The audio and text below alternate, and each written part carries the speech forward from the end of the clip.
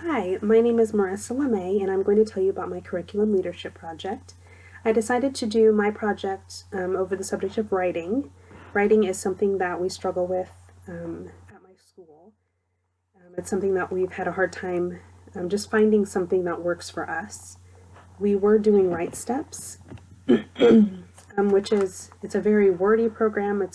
I found it very bland. And we found that it was really lacking in grammar. So then we moved to a Basil called Journeys. And with Journeys, we were excited because it does really well with grammar, but then it lacks in the actual writing portion. Teaching them how to write in paragraphs, because I teach third grade, teaching them how to form sentences and make their writing flow and things like that. It really lacks in that area. And so we've really just had trouble finding something that works for us.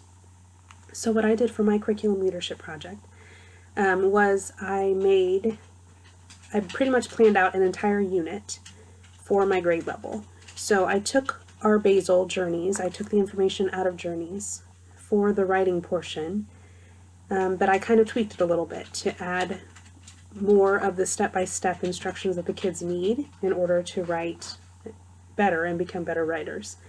And so I actually did attach a rubric and the actual plan that I had for the whole unit with this video as well, with the email that I'm going to send.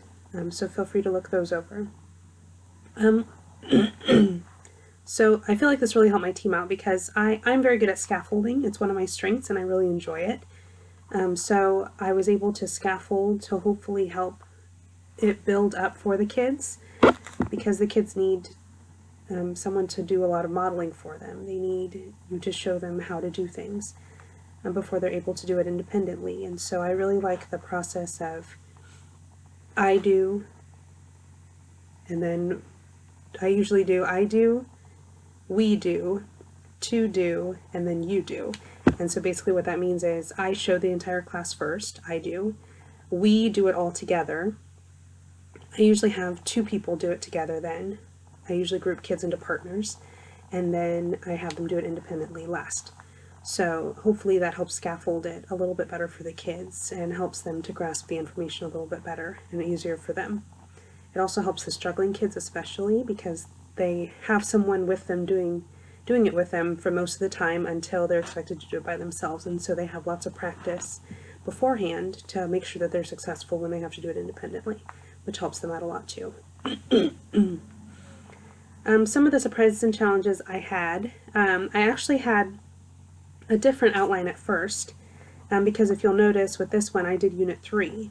Well, I had started out with Unit 1, and I had started out with Unit 2 also, and I quickly found that our writing was not where it needed to be, and I was a little bit too ambitious with my planning.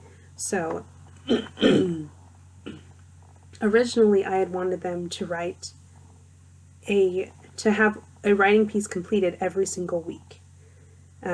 So what that would mean was I was hoping to get 3 paragraphs out of them by the end of every single week. And then at the end of the unit, I was hoping that they'd be able to write 5 paragraphs. That was the original plan. We quickly found out that they are not ready for that whatsoever. Their writing is very much lacking, and to get them to write 3 paragraphs in a week was very, very challenging. Not to mention, for writing, we get 45 minutes a day. However, for one of those days, we do have library checkout, which eats up about half of our writing time. And we don't only do writing pieces during writing. We start off with practicing our spelling skill for the week. Sometimes it's contractions, sometimes it might be homophones, sometimes it might be double consonants, things like that. We have a different skill every week. We practice grammar, and then we get to the writing portion. And so then I usually have to teach it, and then I hope to get them to do a little bit of writing each day, which sometimes doesn't happen. In an elementary school, a lot of things come up unexpected. Oh no, there's an assembly that we have to go to, or, you know, a fire drill, or things like that. And so our writing time is really, it goes by really fast, and a lot of times it gets cut short, sadly. So it was definitely a challenge to try and come up with a plan that fit them right now. So by the time we got to Unit 3, I think I finally have a plan that worked out for them. where there was a lot more modeling, there was a lot more teacher help, because I found that a lot of my kids didn't even know how to write on a piece of notebook paper, honestly. I had kids writing in the very center of the notebook paper, almost in poem format, just going down the middle. I had to show them how to write from, this end of the notebook paper over to this end, and then we skip a line, and so we had to take it way back to the basics. And so that was a huge surprise and a huge challenge for me, having to back it way up. we had to really back up to be able to show the kids exactly how they needed to do it. I was also really surprised at, it's not everybody that struggles with writing. I have probably 2, maybe 3 kids that really have a great grasp on writing, and so it's been really challenging for me to, because I'm the only teacher in my classroom during writing time. I don't have any help. I don't have any paras. Being able to help every single kid with what they need. So there are kids that really can't even form a sentence. How do I help those kids? But then I have kids on the opposite side that can write, an entire paper during that small writing time, and then they're just sitting there twiddling their thumbs and they don't know what else to do. And so that's also been a big challenge, is trying to find something for all my kids to do all the time. And so I've gotten a lot better about kind of making a list of things to do. Okay, this is the first thing that I want you to do. I want you to write this introductory paragraph. So then the kids that need that help, and I pretty much already identified those kids, and I usually pull them back at a table with me and I work individually with them. And then I add more things to the list for the kids that I know will get done with that introductory paragraph pretty quickly. That way they're always having something to do, always having something to write, things like that. Recommendations, what would I do differently? I feel like I kind of got a lot of the kinks out, hopefully. We're still going through Unit 3. Right now we're on Lesson 13, and now I'm on maternity leave. So I won't get to see the end result until I get back in the beginning of January, and so I'm really anxious to see how the unit went. But so far I feel like it's going really well. I feel like the kids are really grasping on to what we're trying to teach them. So I'm curious to see how it is when I get back. Ideas for future application or follow-up activities. I started doing, like right now we're writing an informative piece. So what I started doing at the beginning of every unit is just showing them the format of how to even write an informative piece. So in the introductory paragraph, well, what goes into that? Well, the first sentence should always be an attention getter. And so I go through and I have the kids actually write in their notebooks I show them, we indent, so we always put an arrow at the very beginning, and then right after that we put attention getter, period, because they know that they have to have an attention getter. It has to be a complete sentence, and it has to have a period. And then they have sentence number 2, and then sentence number 3, period.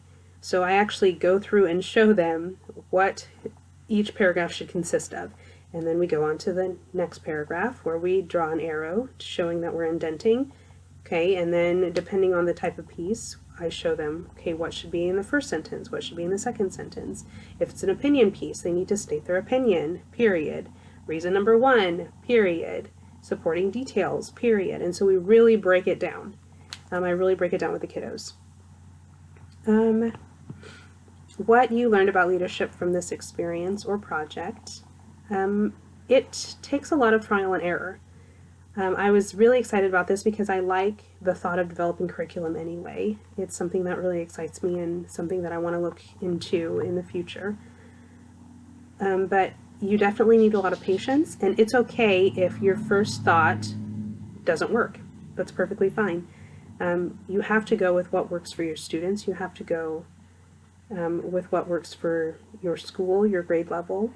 And so I quickly found out with my first plan that it was much too ambitious for where they are right now. Maybe in the future, once they become better writers, we can definitely go back to my first plan. But for right now, they needed more scaffolding. They needed more help. And so I had to change it up quite a bit.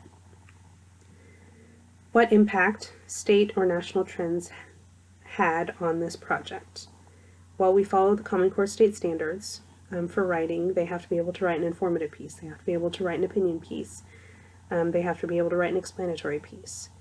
those types of things. They have to use correct punctuation, they have to use correct grammar, and we follow all of the state standards with our writing. And that is one thing that Journeys is good about. It does list the standards, it lists what standards we're using for the week and things like that, and so we do follow the state standards, and we're just trying to prepare them to be better writers. And then ISLIC standards that were addressed through the project. I do feel like it was quite a number of ISLIC standards that were addressed. I had to follow the state standards. I had to take on a leadership role. I would sit with my team members and we would plan together, and I would kind of let them know what I was thinking.